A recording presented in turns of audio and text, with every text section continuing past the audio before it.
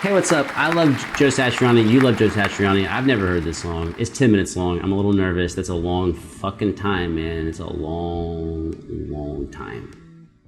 I don't even know if you're going to get to see this. If you're watching it, then you get to see it. But I only did one other Joe Satriani song on the channel, and that shit was blocked, I think, for the entire fucking galaxy. Like, I don't care, like, if you're, like, on, like, the 17th fucking moon of whatever planet we haven't discovered. That shit is blocked there. Like, you can't watch it. So we're gonna find out. Well, I'm not gonna find out for like another 12 to 16 hours. You'll know right now. Let's go.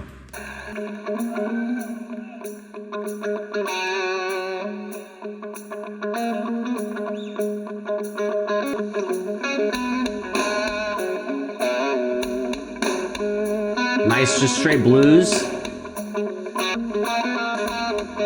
What I love about someone like Satriani is when, like, he's playing straight blues. I know he's gonna straight up light the fucking stage on fire, because that's what he does. Him, who did I come up loving like this? Him, Steve Vai. Like, Satriani makes better melodies than Steve Vai. But whatever you think is gonna happen, they're gonna kick you in the fucking teeth.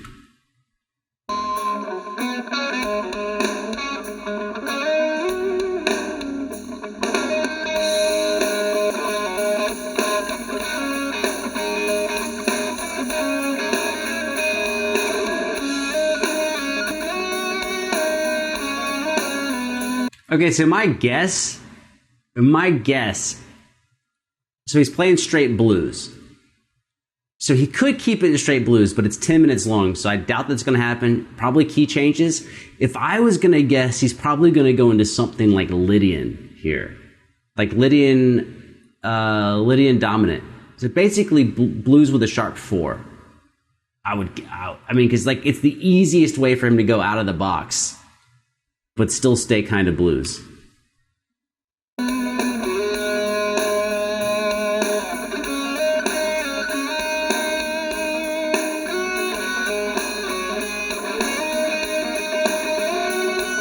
Patton Oswalt is playing rhythm guitar. That's sick.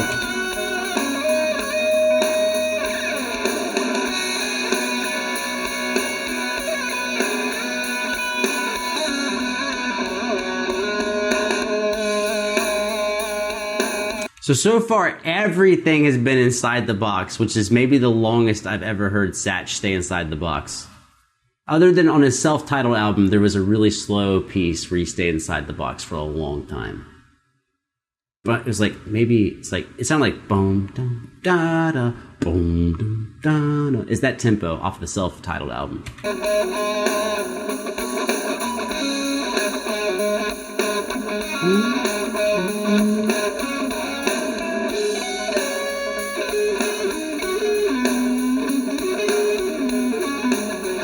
He's just so clean. It's so tasty, and yes, it's still blues. It's just been blues the whole time. Lets you know, like, how good blues can sound.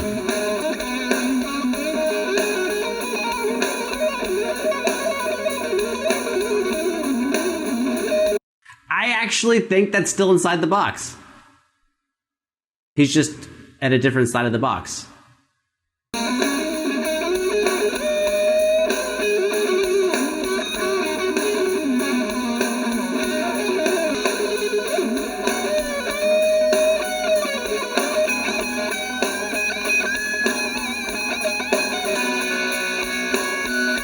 Those were like Eric Johnson style, like, quintuplets.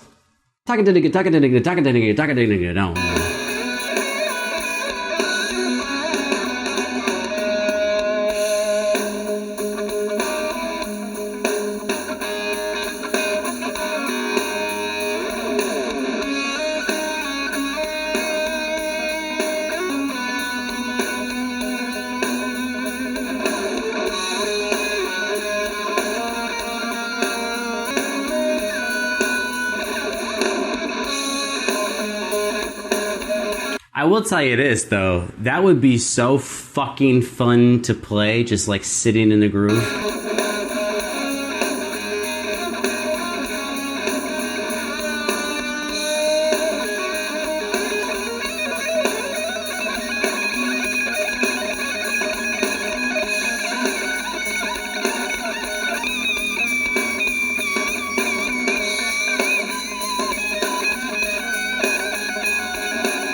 But yes, I would say almost everything he's played is actually inside the box. Maybe he moved one note.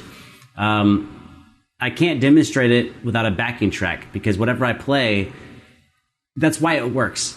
Is because without the outside notes, you wouldn't hear it. So let's say you were in the key of C minor.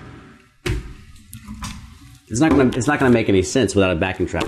It's not C minor. Let's say you're in the key of C major. If you're in the key of C major, right, and you play 3 notes per string, so you're like, right?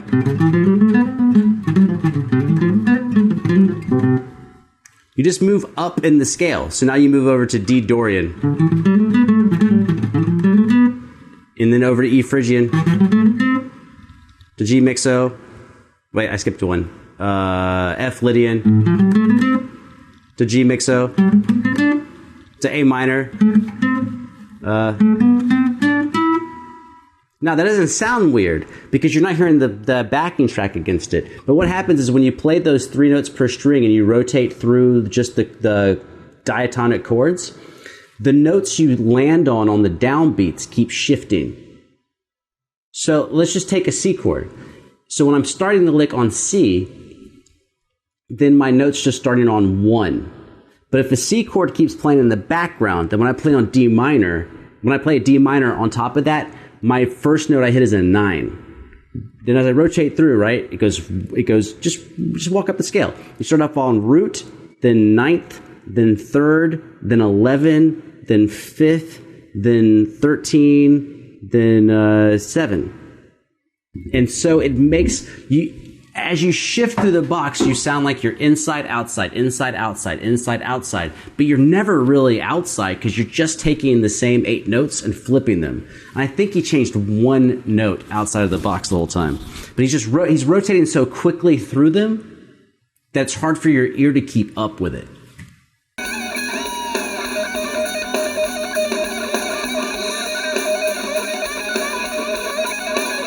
But really what he does better than anyone is fucking phrasing. His phrasing of the notes. The way he says the words in the sentence is just fucking delicious. This is like better. He's just one of the best in the world to ever do it.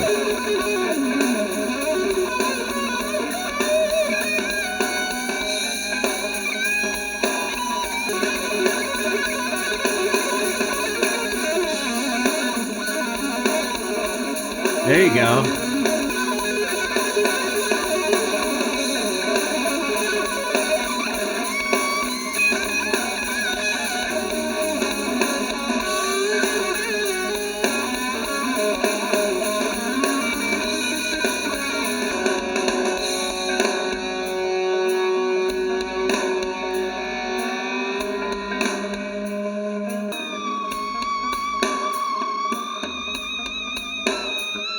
He's playing with the feedback. He's doing notes to the feedback. There's a reason why he's on top, man. Not to, whatever. I think we're safe here because it's guitar players and not K-pop. The one I saw that I thought was the coolest was Steve Vai did it on one of the G3 tours, where he actually, he would step kind of like in a triangle. So he would step towards, one set of speakers to change the harmonic, and he would go to another one to change it, another one. So his hand stayed in the same spot, but he would move his position on stage to make the harmonics change. I thought that's probably the fucking coolest version I've ever seen of that. There we go. That's outside the fucking box.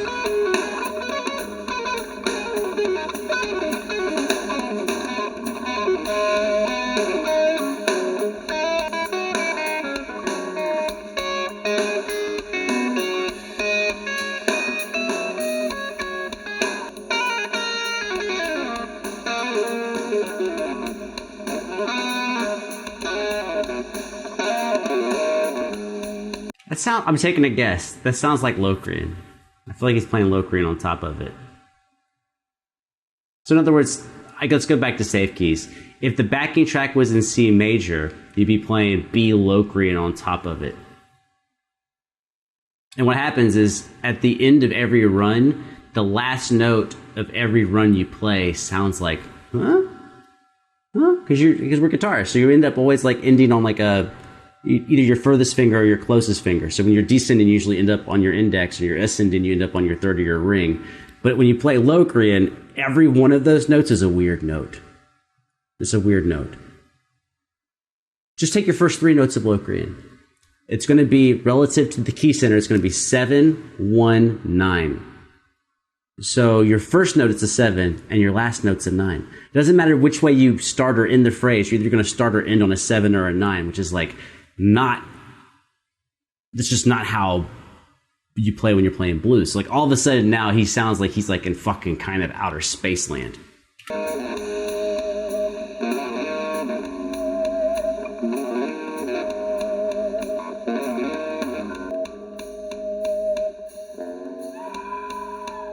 It's fucking dope.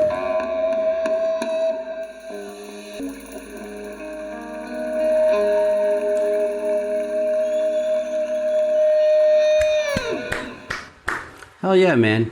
In case any of you guys are like theorists and you want to check out shit like that, the thing about theory is like every 10 to fucking 20, 30 years, they change the name of the same idea. So what I'm used to it being called is superimposing chords. So there's the chord progression that's actually going on. And so a lot of times people are like, well, how do I play really weird scales on top of the current chord progression? And you get different ideas, like different blues scales, major, minor, or whatever. But so in jazz, a lot, you have what they call chord substitution, which is when you play chords in a row, you start swapping out chords for the ones that are there. But the song still has to work. So you can't just swap out anything because the song still has to work. Now, here's the idea.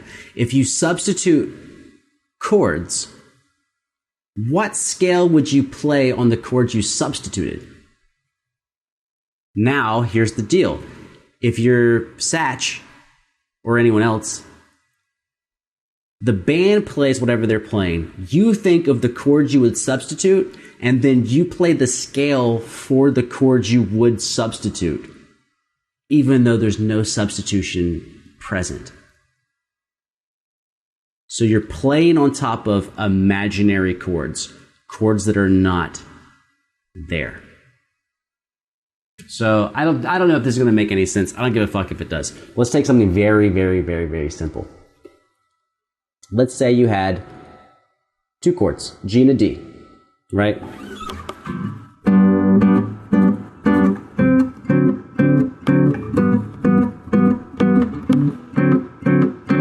So now let's make them both 4, let's make them 2 measures. So 4 beats each. 1, 2, 3, 4. 1, 2, 3, 4. Now how can I substitute a chord in there? Really easy. I'm going to put an A minor for the first 2 beats of where the D would have been. So instead of G, G, G, G, D7, D7, D7, D7, I'm going to go G, G, G, G, A minor, D7, D7. So we get...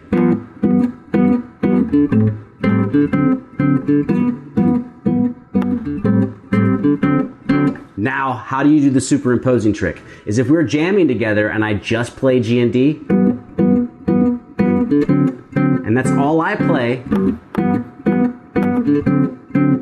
then when you improvise G, and then even though I'm switching to D7, you play A minor, lick, and then D7, D7. And so when you play A minor on top of the D7 for half of a measure, you're going to have this kind of cool outside of a box sound that's going to resolve to the D7. But I didn't play A minor. There's no A minor going on behind you. You have superimposed in your playing an A minor sound on top of the D7. But we know it works, so we can hear that it works. But you're trusting your knowledge of how the chords work instead of waiting on someone in the rhythm section to actually play that chord. So you can also do extensions, right? So like for the D7, we didn't say what type of D7 it was. It could just be regular old D7.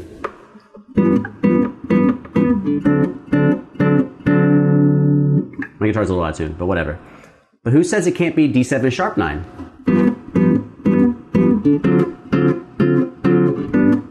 So you put the sharp 9 and you're playing. Or it could just be D7 9. Sounds different. How about even funky weirder? How about D7 flat 9?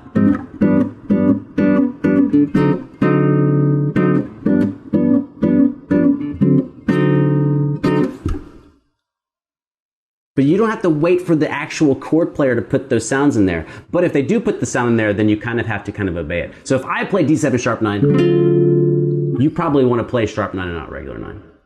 But you can always like cheat and not do that. But the more simple, here's like kind of a rule of thumb, the more simple the chord progression is behind you, the more liberties you have because there's less notes tied up. The more notes that are added behind you can sometimes limit your possibilities because there's already a bunch of notes happening. So the simplest it could be is, what if I just played the bass line?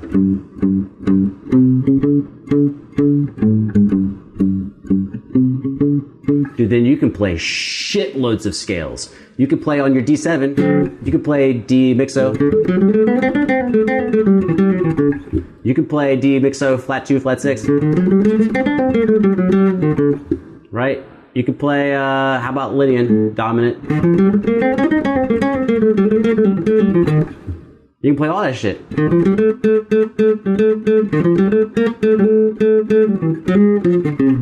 Whoops, I missed.